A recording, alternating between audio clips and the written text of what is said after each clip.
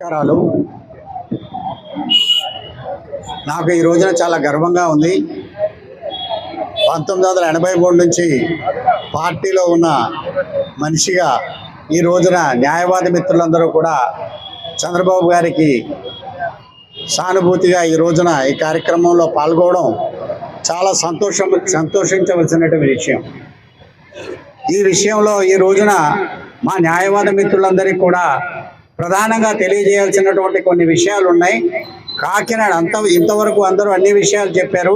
సమయం అయిపోతుంది, మీరందరూ దీక్షలో ఉన్నారు, త్వరలోనే మీరు దీక్ష విరమణ చేయాలి. కాబట్టి ప్రధానంగా చెప్పేది ఏమిటంటే, కాకినాడ బార్ అసోసియేషన్కి తెలుగుదేశం పార్టీకి ప్రత్యేకమైనటువంటి అవినాభావ సంబంధం ఉంది. ఆ విషయం ప్రతి న్యాయవాది, కాకినాడ బార్ అసోసియేషన్ న్యాయవాది గుర్తించాల్సిన అవసరం ఉంది. ఎందుకంటే జాతీయ స్థాయిలో భారతదేశం పార్లమెంటు స్పీకర్గా మన కాకినాడ మెంబరు జిఎంసి బాలయోగి గారిని తెలుగుదేశం పార్టీ చేసింది.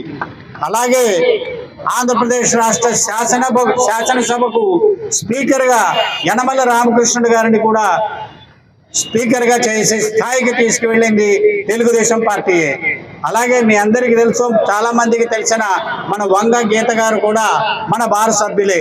వీళ్ళందరి జీవితాలు అభివృద్ధి చెందడం, వారు జాతీయ స్థాయి దాకా వెళ్ళడానికి అవకాశం ఇచ్చింది తెలుగుదేశం పార్టీ. కాబట్టి తప్పకుండా కాకినాడ బార్ అసోసియేషన్కి సంబంధించిన న్యాయవాదులందరూ కూడా ఎన్నటికీ కూడా తెలుగుదేశం పార్టీ యొక్క మనకి తెలుగుదేశం పార్టీకి ఉన్నటువంటి అవినావ సంబంధం గురించి మర్చిపోకూడదు. రెండో విషయం, ఒక్క విషయం చెప్పి నేను ముగిస్తాను, ఆలస్యం అయిపోతుంది. నేను 2007లో హజ్ యాత్రకు నేను వెళ్ళాను, మక్కా వెళ్ళినప్పుడు కొండబాబు గారు వినండి ఈ విషయం. వెళ్ళినప్పుడు మాకు అక్కడ టెంట్లు ఉంటాయి. పాకిస్తాను, అన్ని రాష్ట్రాలు, అన్ని దేశాల యొక్క ఒక్కొక్క దేశానికి సంబంధించిన ఒక్కొక్క టెంటు, వాళ్ళందరూ జనం ఉంటారు. మేమందరం కూడా మీనా మైదానంలో, ఎడారి మైదానంలో అందరూ ముస్లింలందరూ చేరతారు. కొన్ని లక్షల మంది, అంటే సుమారు 70-80 లక్షల మంది ఉంటారు. అక్కడ అనేక దేశ ప్రజలు వస్తారు. అలాంటప్పుడు నేను కూడా ఆ కార్యక్రమంలో పాల్గొని ఉండగా 2007లో 2006 చివరిలో హజ్ అయింది. ఆ హజ్ సమయంలో బంగ్లాదేశ్కి సంబంధించిన టెంటు మా ఇండియన్ టెంట్కి దగ్గరలో ఉంది. అప్పుడు ఆ టెంట్లో నుంచి కొంతమంది నా దగ్గరకు వచ్చి, మీది ఏ రాష్ట్రం, మీది ఇండియా కదా, మీది ఏ రాష్ట్రం అని అడిగారు. ఇది నిజంగా యథార్థంగా జరిగిన విషయం. మేము ఆంధ్రప్రదేశ్ రాష్ట్రానికి చెందిన వాళ్ళం అన్నాం. అనగానే వాళ్ళు అన్నారు, మీ ఆంధ్రప్రదేశ్ రాష్ట్రానికి చెందిన చంద్రబాబు నాయుడిని ఎలా ఓడించుకున్నారు మీరు?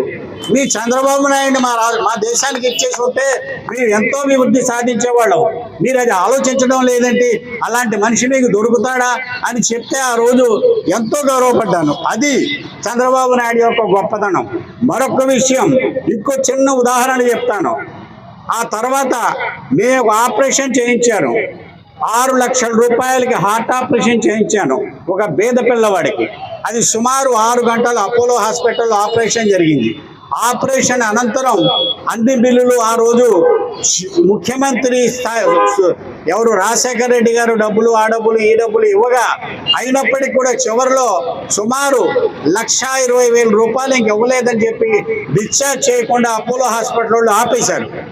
అప్పుడు అక్కడి నుంచి హాస్పిటల్ వాళ్ళు డిశ్చార్జ్ చేయడం లేదు, చాలా సమస్యలో ఉన్నామని చెప్పి కాకినాడలో ఉన్నటువంటి మా ఇంట్లో పనిచేసే మనిషి వాళ్ళ కొడుక్కి హార్ట్ ఆపరేషన్ అయింది, ఓపెన్ హార్ట్ సర్జరీ.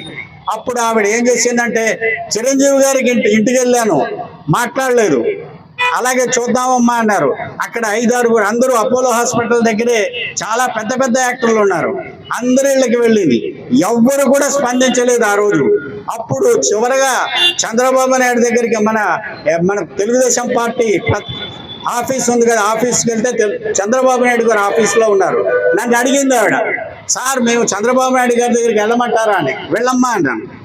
అంటే అప్పుడు వాళ్ళు వెంటనే ఏం చేశారంటే, వెళ్ళి అడిగితే నేను కాకినాడ నుంచి వచ్చానండి, ఓపెన్ హార్ట్ సర్జరీ చేయించాను, చీఫ్ మినిస్టర్ ఫండ్ కూడా అయిపోయింది, ఇంకా డబ్బులు 1,20,000 ఇస్తే గానీ నా కొడుకుని డిశ్చార్జ్ చేయనంటున్నారు, కాకినాడలో మాకు కావాల్సిన వాళ్ళు చాలా మంది సహాయం చేశారు, ఇప్పుడు ఏంటి నా పరిస్థితి అంటే ఆయన పిలిచి నవ్వి అన్నారట, ఏమ్మా నీది ఏ ఊరు అని. కాకినాడ. మరి మీ కాకినాడ ఆడవాళ్ళందరూ కూడా మరి మా తెలుగుదేశాన్ని ఓడించారు కదమ్మా, నువ్వు ఎలా అడుగుతున్నావమ్మా అని నవ్వారట చంద్రబాబు నాయుడు. అంటే మేమందరం తెలుగుదేశానికే వేసామండి, మరి మీరు ఓడించారంటే మేము ఎలా చెప్పగలం అని అన్నారట. అన్న తర్వాత ఏం జరిగిందట, అప్పుడు అన్నారట వెంటనే అపోలో హాస్పిటల్కి ఫోన్ చేసి ఎంత బిల్ అని అడిగారట. 1,20,000 కట్టాలన్నారు. 1,20,000 కాదు, నేను 50,000 పంపిస్తున్నాను పార్టీ ఇక్కడి నుంచి, మీరు వెంటనే డిశ్చార్జ్ చేయండి అని చెప్పారు.